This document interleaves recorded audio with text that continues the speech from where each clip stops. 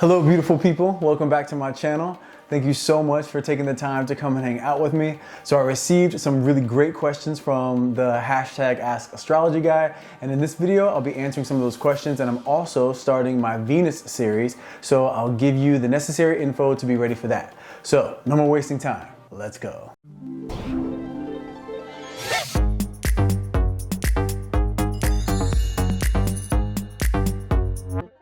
Okay, so the first question that I'm going to address is from Nelly Cosme, where Nelly asks, I recently found out I was a Leo Venus sign. What does Venus do, or what is its influence in our lives? Nelly, I am so glad you asked this question. You are right on time because the next series I have coming up is the Venus series. So it is so important to know what part Venus plays in your chart if you want to fully be able to understand and use the info coming up in this series. So, Venus, what does it do? What does it mean? The simplest definition of Venus is the planet of love and money. Now, that's really general, but let's start with the money part. When it comes to the money aspect, Venus influences how you spend money, the type of gifts that you buy, how much money you're willing to spend, and what you spend it on. So that is the most basic side of Venus when it comes to money. And although I love the idea of money, it's the less exciting side of Venus. Now, when it comes to love, Venus can be much more complex, but very exciting and very necessary when it comes to understanding yourself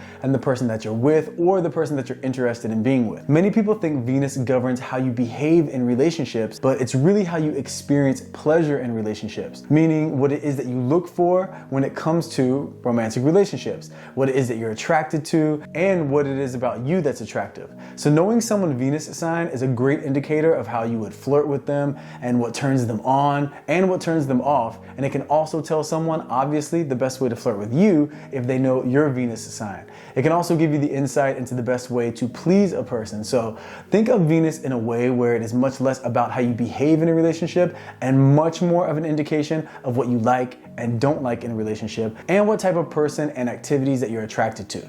So Nelly, I know that's kind of basic, but I hope that answers your question. And also make sure to keep an eye out for my Venus series coming up because it will definitely give you the goods on you specifically having Venus in Leo and the part that Venus plays in your life overall. So the next question we have is from Katrina Jagovic, who says, thank you for the awesome content. You are very welcome, Katrina. I really appreciate you and you sharing your positivity. Then she goes on to say, I am a Leo, rising Scorpio, moon in Sagittarius, Venus in Virgo, Mars in Aries. I can tell you right there, based on that chart, Katrina can be very loving, but don't piss Katrina off. You will be sorry. I mean, rising Scorpio, Mars, and Aries? Yeah, Katrina don't play. Okay, back to her question. She says, why do I always fall in love with Aquarius despite trying to avoid them? Okay, Katrina, I love this question because I really feel like it's going to help a lot of people. Well, there are two things at play here. The first thing is opposites attract, and Leo, we know, is the opposite sign of Aquarius. So Leo and Aquarius will have an attraction to each other. So that explains the initial attraction. The other thing at play here is of all the signs that you gave me in your chart, there's no air there.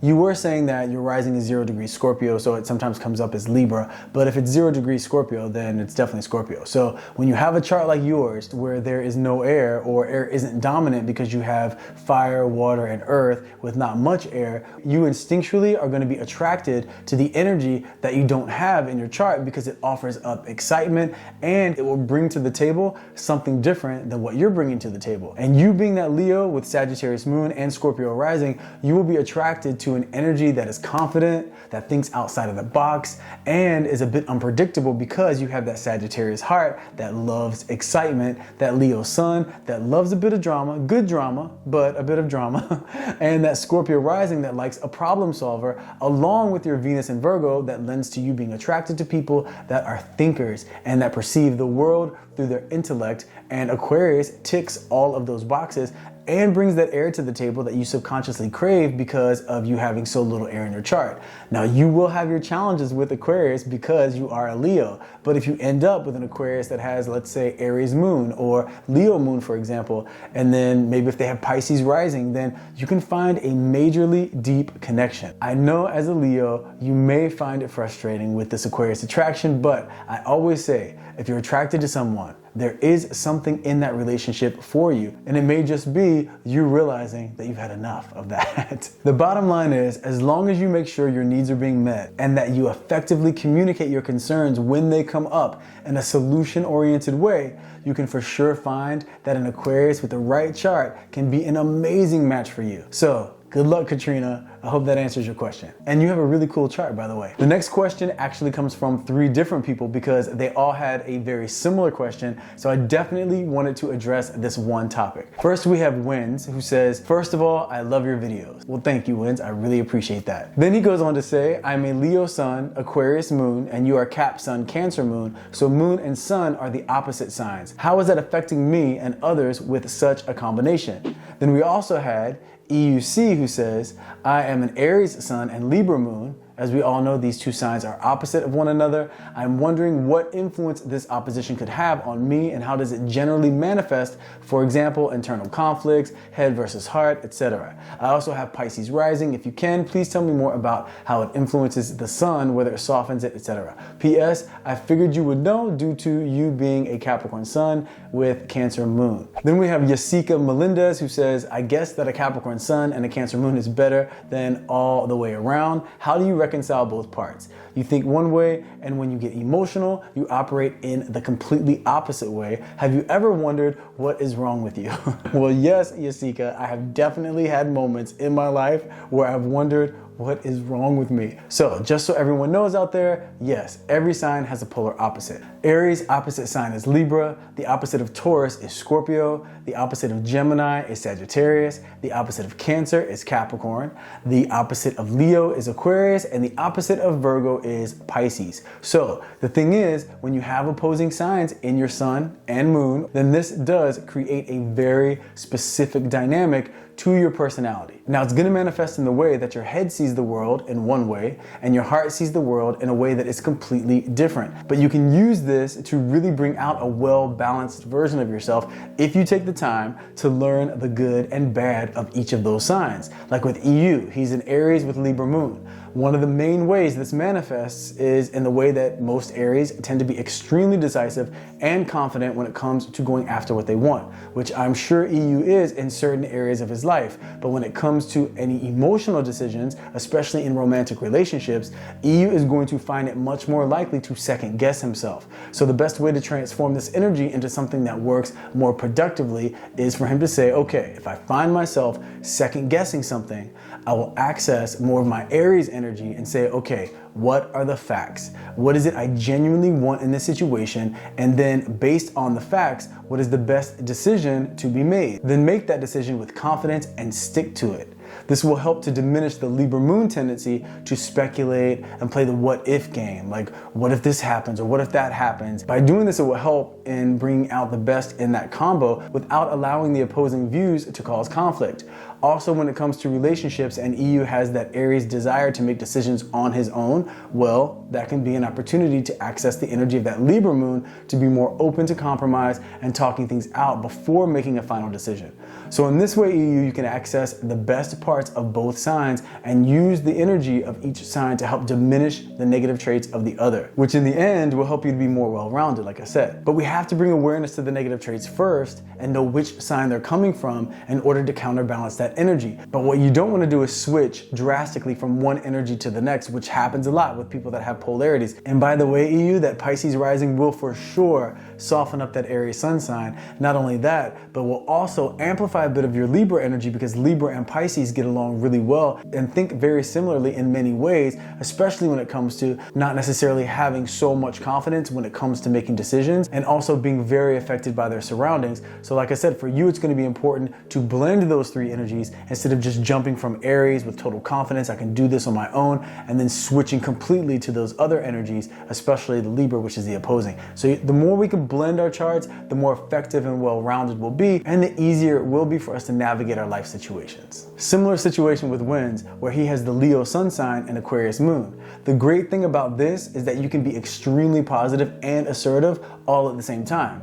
The Aquarius moon also lends to you taking that Leo ambition of yours, and instead of just benefiting yourself, you'll want to make sure that you also help the underdog and benefit the greater good. Where this opposition will cause a problem is when Leo is all about being close and affectionate and more of a one-on-one basis in relationships, where Aquarius moon, on the other hand, can sometimes feel hard to reach emotionally. When you're in a relationship, the person that you're with may feel that you love much more with your head than you do with your heart, because Aquarius is much more of a thinker than a feeler. So someone can go from feeling really close to you and feeling really optimistic about that to then feeling disconnected and not really understanding why. Whereas you're thinking everything's great because you didn't intentionally make a decision to give off that energy. So the best way to make the most of the Leo Sun Aquarius Moon combination is to make sure and not be too impulsive or judgmental, and to make sure that you're balancing your need to feel independent with your ability to be compassionate and connected. You can for sure have great insight, I'm sure you know that, but make sure not to impose your ideals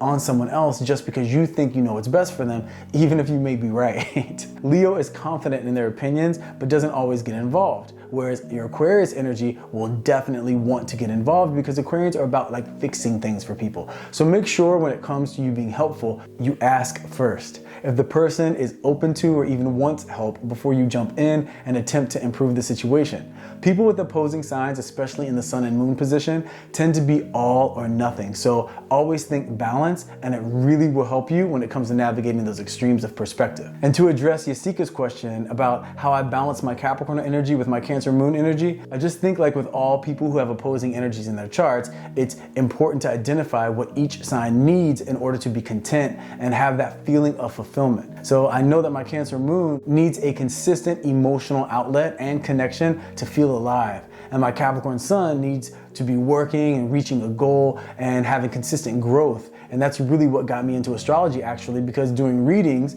and having this channel gives my Capricorn sun sign an outlet for hard work and reaching goals with major potential for growth. And my Cancer moon gets the emotional connection by feeling like in some way, hopefully, I'm making a positive impact in helping people understand themselves, especially when it comes to relationships and staying connected with the people that you care about. It's funny though, because with my Cancer moon and Cancer rising, especially when I was younger, I could get my feelings hurt really easily. And as I matured and I learned more about astrology, I could say to myself, okay, Sean, you know you have a tendency to take things personally because of that Cancer moon of yours and your Cancer rising. So knowing that would help me to not be so reactive, because instead of just placing blame on someone else and thinking, okay, that person's a jerk or they're mean or they're rude, I would know I have a tendency to overreact. So then I would allow more of my Capricorn sun sign energy to kick in and say, okay, now we have a goal to work towards, not being so reactive. And I would then, and still do now, challenge myself to access the positive sides of those signs